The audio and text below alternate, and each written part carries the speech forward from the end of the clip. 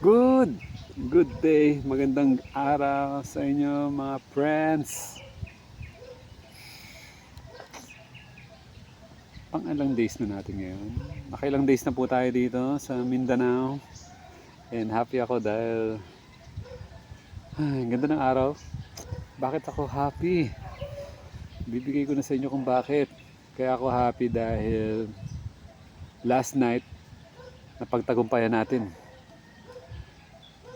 ang gadget rule. Anong rule natin sa gadget?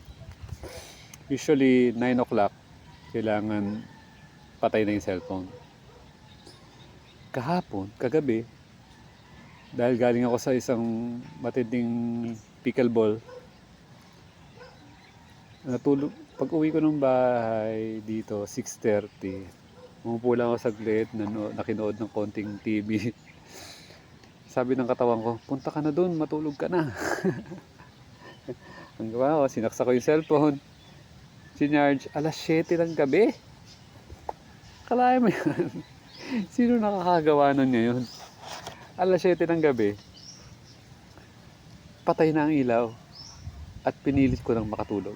Yeah. Kaya gusto ko ulit-ulitin. Ang sarap talaga ng ano. Ay, yun ang nagpa-happy sa akin ngayon. Tapos ginising ako, nagising ako ng alas 7. Nabasa ko na tinapos ko yung hanggang second chapter nitong libro na to. Okay? Which is ito yung topic natin today. So, ginising ako ng nanay ko, naglakad kami dito. Tapos after na maglakad, dito kami nagkwentuhan, dito sa spot na to. Na sobrang nature. Merong ilog dun sa gilid. Merong maraming halaman sa paligid. Okay. Inhale muna tayo mga friends. Inhale sa ilong. Exhale sa ilong. Importante to ah. Inhale. Exhale. Inhale mga kasakto. Malalim. Exhale sa ilong. Last one. Inhale sa ilong. Exhale sa ilong. Oh yeah. So 3 minutes na nakaraan. Good news. Alam mo ba? Ang story ko ay tungkol sa libro na to. Nabasa ko to 15 years ago. At bumalik sa aking kamay after 15 years. Bakit? Hindi ko alam kung bakit. Kailangan ko raw siyang basahin ulit. Minsan bumabalik yung libro para basahin mo ulit. Nabasa ko to, nandun ako sa Trento, Agusan del Sur. Hindi ko ito makakalimutan kasi ito yung kaisa-isang libro na nabasa ko ng one time. Sobrang interested ako. 2000,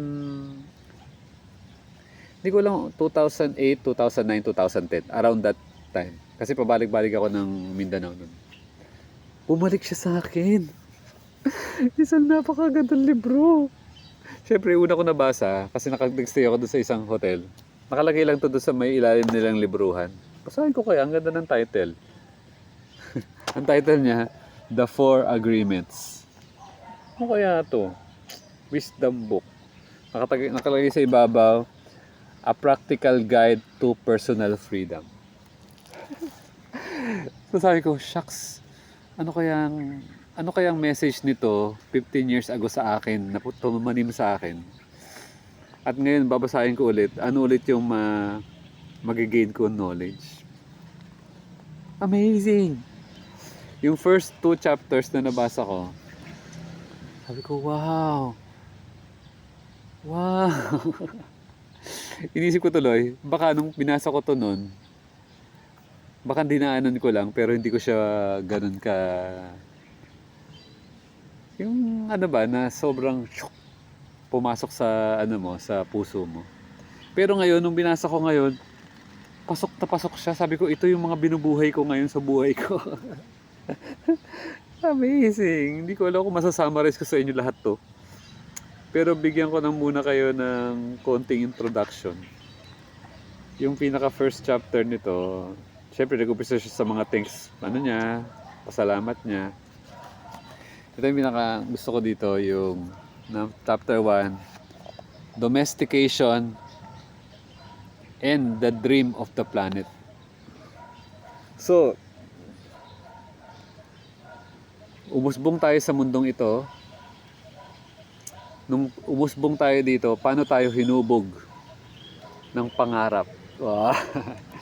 Paano tayo hinubog ng mundong ito? Saan tayo nakarating?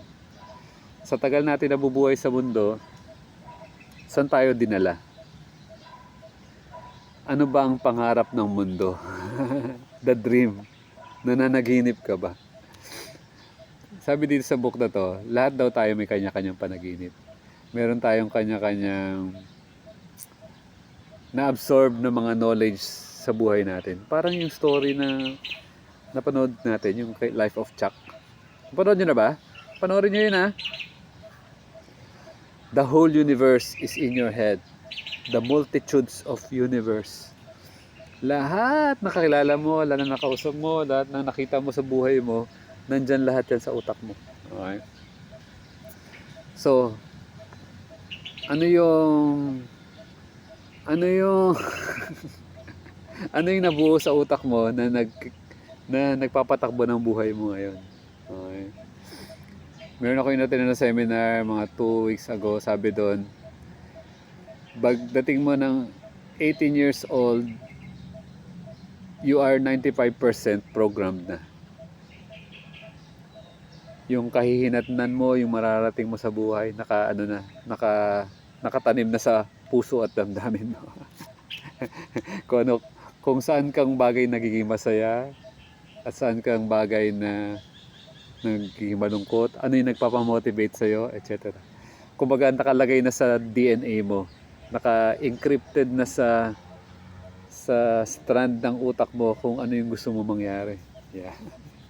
Ano yung personality mo, masayahin ka ba, malungkotin ka ba, na-traumatize ka ba, lahat talaga ma-appreciate po dito. Okay? Hindi ko to ma-detail sa inyo lahat-lahat, pero I suggest bumili muna kayo ng libro na to. Tapos i-detail ko sa inyo yung per chapter para may topic tayo bukas. Okay? So, the 4 agreements, isa-summarize ko muna yung first, chapter 2? Chapter 2 or yung chapter 1? Isa-summarize ko muna yung chapter 1.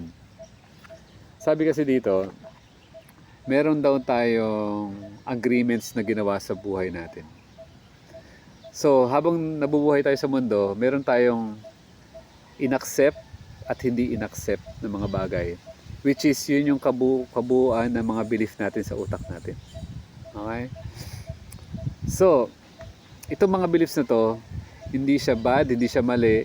It's just the totality of your whole being right now, of my whole being right now. Ano yung totality ng kung ano ko ngayon? Okay. So, sa dami ng agreement ng mga pumasok sa utak natin, mga concept, ideas, lahat ng mga inagrihan natin, nagdesisyon tayo na maganda ang color blue, maganda ang color gray. Lahat ng mga dinesisyonan natin, yun yung whole pattern ng laman ng utak natin. So, itong mga desisyon na to, ito yung magiging pattern kung saan papunta yung buhay mo. Saan papunta ang buhay ko. So, once na na-realize mo yun, okay. Nagkaroon ka ngayon ng moment na parang, ano ba yung mga programa sa utak ko nung magkabata, pagkalaki, at ano ngayon yung stand mo sa moment ngayon.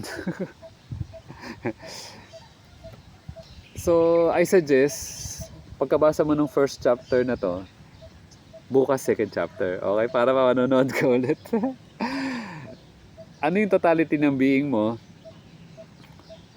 na nagparating sa'yo sa ano. Walang masama, walang mabuti. Basta lahat ng totality, ano yung kinahinatnan mo ngayon. Okay? So, yan yung the total of the dream of the planet. Our personal dream. May sinabi dito na, ano mo pwede kong basahin dito? Ito, pinakalas na ha. Yung closing niya. You need a very strong will in order to adapt to the 4 agreements. I-discuss ko sa inyo yung first agreement bukas. 4 agreements kasi ito. But if you can begin to live your life with these agreements, the transformation in your life will be amazing. You will see the drama of hell, drama ng utak, disappear right before your eyes. Instead of living a dream of hell, you will be creating a new dream. Your personal dream of heaven.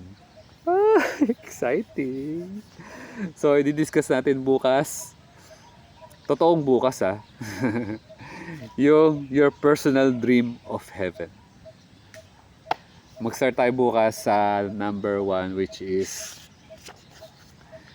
be impeccable with your word. Okay, yan ang topic natin bukas. Thank you for watching. I love you all. Ako po si Mr. Buhay Sakto.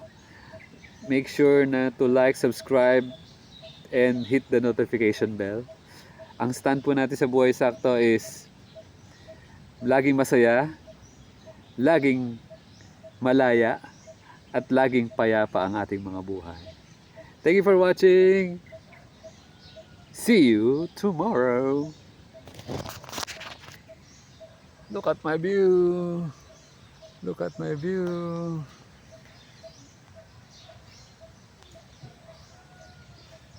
I love you all. Bye.